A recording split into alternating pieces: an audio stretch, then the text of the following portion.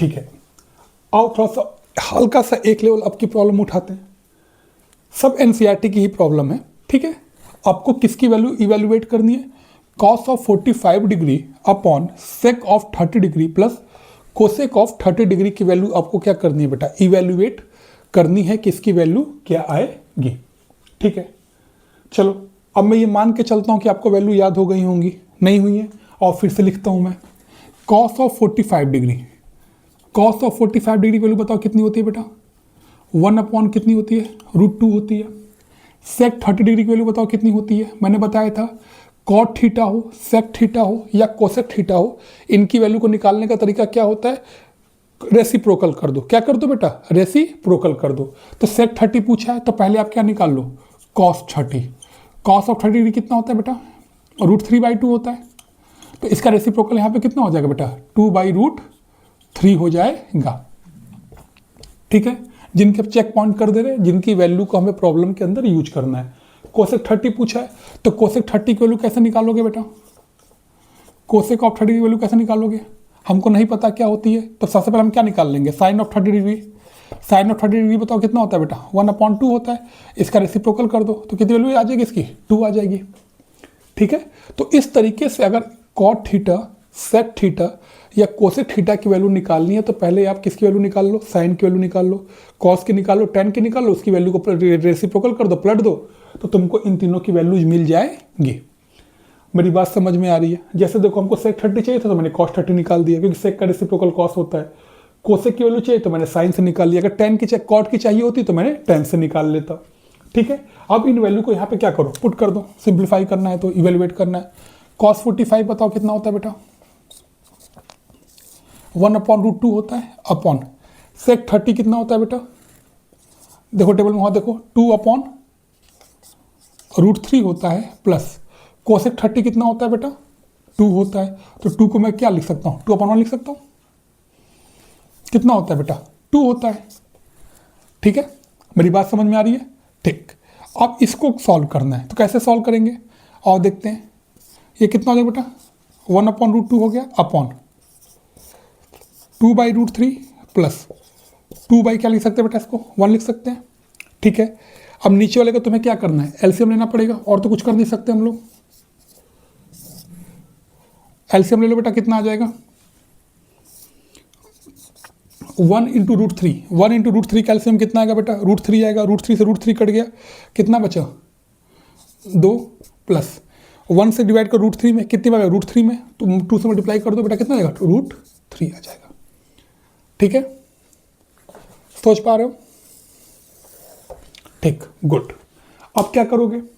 अब देखो जो ये वैल्यू आई है, कभी भी याद रखना, अगर नंबर ऐसे लिखा हो A/B/C/D लिखा है, ठीक है, A/B अपॉन में C/D लिखा है, तो A का मल्टीप्लाई D के साथ होता है और B का मल्टीप्लाई C के साथ होता है। तो A × D/B × C इसकी वैल्यू होती है। ऐसे ही देखो ये क्या लिखा है बेटा? A/B अपॉन में C/D लिखा हुआ है, तो इसका मतलब क्या हुआ? इसका मल्टीप्लाई इसके साथ में और इसका मल्टीप्लाई इसके साथ में होता है। किया जाए तो बताओ कितना हो जाएगा बेटा? तो 1 × √3 आ जाएगा। कितनी वैल्यू आ जाएगी बेटा? 1 × √3 अपॉन नीचे कितना आ जाएगा बेटा? √2 इंटू ब्रैकेट में कितना आ जाएगा बेटा? 2 + √3 आ जाएगा। 2 + 2√3 आ जाएगा। कोई दिक्कत? 2 + 2√3 आ जाएगा। ठीक है, अब इसके बाद क्या किया जाए? क्या ये प्रॉब्लम सॉल्व हो गई? आंसर है नहीं। देखो कभी भी जब आपको वैल्यूज इवेल्युएट करने को दे और डिनोमिनेटर में क्या है? रूट है। डिनोमिनेटर में क्या है बेटा? रूट है। तो प्रॉब्लम तब तक सॉल्व नहीं मानी जाती है जब तक डिनोमिनेटर के रूट को आप हटा ना दे। और डिनोमिनेटर का रूट हटाने का मतलब क्या होता है कि आपको क्या करना पड़ता है? रेशनलाइज करना पड़ता है। सिस्टम को क्या करना पड़ता है बेटा? रेशनलाइज करना पड़ता है। मेरी बात समझ में आ रही है? ठीक है, कैसे करोगे? देखो पहले तो कुछ और, √3 बन जा, कितना आएगा बेटा? √3 आ जाएगा, अपॉन यहाँ से क्या कॉमन ले सकते हो? 2 कॉमन ले सकते हो, 2 को बाहर निकाल लो तो 2√2 आ जाएगा। अंदर क्या बचेगा? 2 बाहर निकल गया तो 1 प्लस कितना बचा बेटा? √3 बचा। मेरी बात समझ में आ रही है? कितना बचा बेटा? 1 + √3 बचा। अब रेशनलाइज करना है तो कॉमन सी बात है, या तो एक काम करो, √2 को अंदर मल्टीप्लाई कर दो, √2 को क्या करो बेटा अंदर मल्टीप्लाई कर दो, तो कितना बचेगा, √2 1 जा √2 प्लस √3 कितना हो जाएगा बेटा √6, कितना हो जाएगा √6। अच्छा ये कैसे आया, ध्यान रखना, square root of A into square root of B का जब मल्टीप्लीकेशन होता है तो इसकी वैल्यू आती है, चैप्टर 1 में आपने पढ़ा होगा, square root of A B आती है।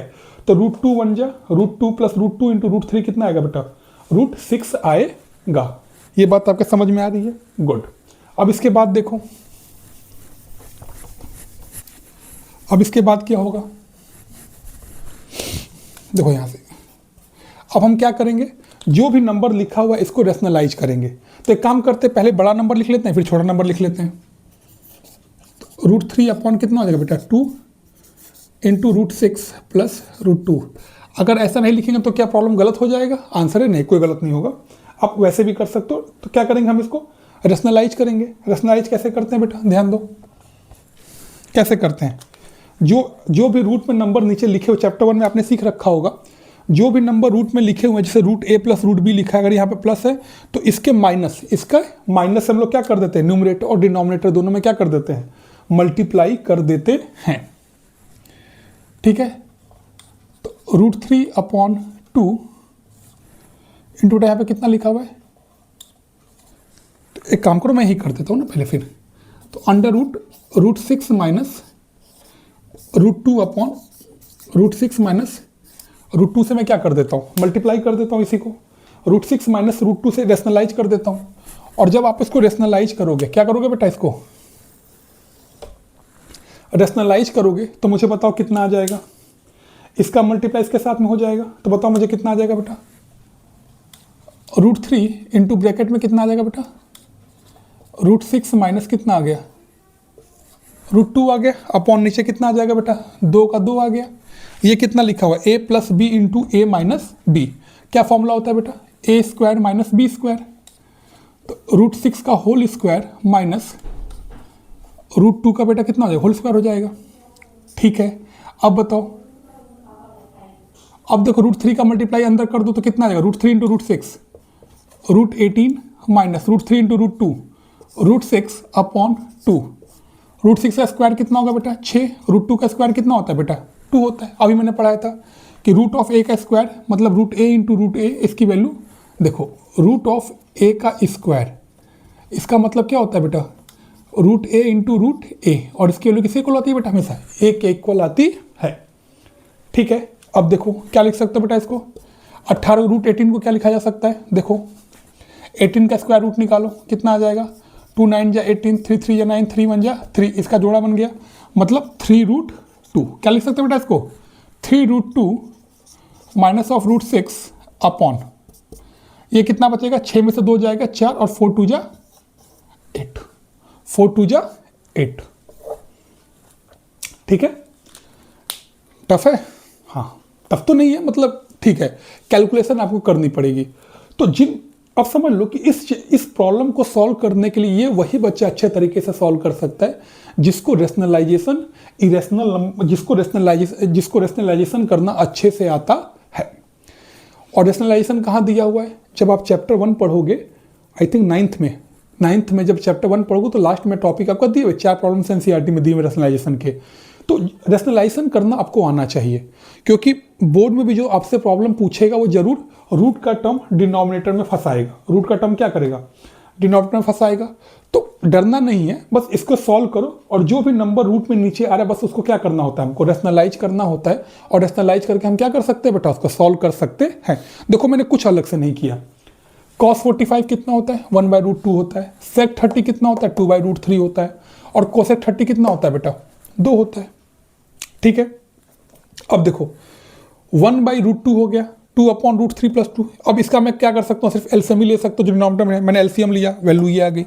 फिर a/b/c/d हो, इसका मल्टीप्लाई इसके साथ में, इसका मल्टीप्लाई इसके साथ में मैंने कर दिया, ठीक है। तो √3 1 जा √3 आ गया, फिर √2 का मल्टीप्लाई मैंने 2 ऊपर बाहर से कॉमन ले लिया, 2 बाहर निकल गया, कितना बचा 2√2 इंटू 1 + √3 आया, √2 का मल्टीप्लाई अंदर कर दिया, ये आ गया। तो √3/2 इंटू, इसको क्या करोगे, इसको मैंने बड़ा टर्म पहले फिर छोटा टर्म बाद में लिख लिया, फिर मैंने क्या इसको रेशनलाइज किया, क्योंकि डिनोमिनेटर में रूट आने का मतलब है कि आपको उसे हटाना पड़ेगा, और इसको हटाने के लिए हम क्या करते हैं बेटा, रेशनलाइज करते हैं। √6 माइनस √2 से ऊपर नीचे मल्टीप्लाई कर दिया तो √3 इंटू √6 माइनस 2 आ गया upon a plus B into A minus B हो गया, मतलब a square minus B square हो गया। √6 का स्क्वायर कितना आएगा, 6 आएगा, और √2 का स्क्वायर कितना आएगा बेटा, 2 आएगा। √18 को मैं क्या लिख सकता हूँ, 3√2 लिख सकता हूँ, माइनस √6 अपॉन 6 में से 2 गया 4, 4 2 जा 8 आ गया। ठीक है, हाँ ये मैंने जल्दी जल्दी बता दिया थोड़ा सा। हाँ, अगर आपको जहाँ भी डाउट हो थोड़ा सा वीडियो पीछे कर लो, फिर मैंने बहुत धीमे धीमे समझाया है, आप वहाँ पे क्या कर सकते हो बेटा, सॉल्व कर सकते हो। हाँ अब सुनो, अब मैं जितनी प्रॉब्लम भी बताऊँगा ये आपकी PYQs की प्रॉब्लम होंगी अधिकतर, या जो भी टफ लेवल की प्रॉब्लम होंगी, क्योंकि इंट्रोडक्शन टू ट्रिग्नोमेट्रिक चैप्टर मोटा मोटा हम लोगों ने ख़त्म कर लिया है। अब हम अच्छे प्रॉब्लम की क्या करेंगे, अच्छे प्रॉब्लम की प्रैक्टिस करेंगे, और मैं कम से कम 20-25 प्रॉब्लम की लिस्ट आपको दे दूंगा, उनको आप प्रैक्टिस कर लेना। उम्मीद है 90 to 95% की प्रॉब्लम आपकी उसी में से फंसी है। ठीक है, या वो अप्रोच इतने अच्छे होंगे कि आप सारे क्वेश्चन वहाँ से क्या कर सकते हैं, सॉल्व कर सकते हैं। ओके बेटा, स्क्रीनशॉट ले लो। Thank you.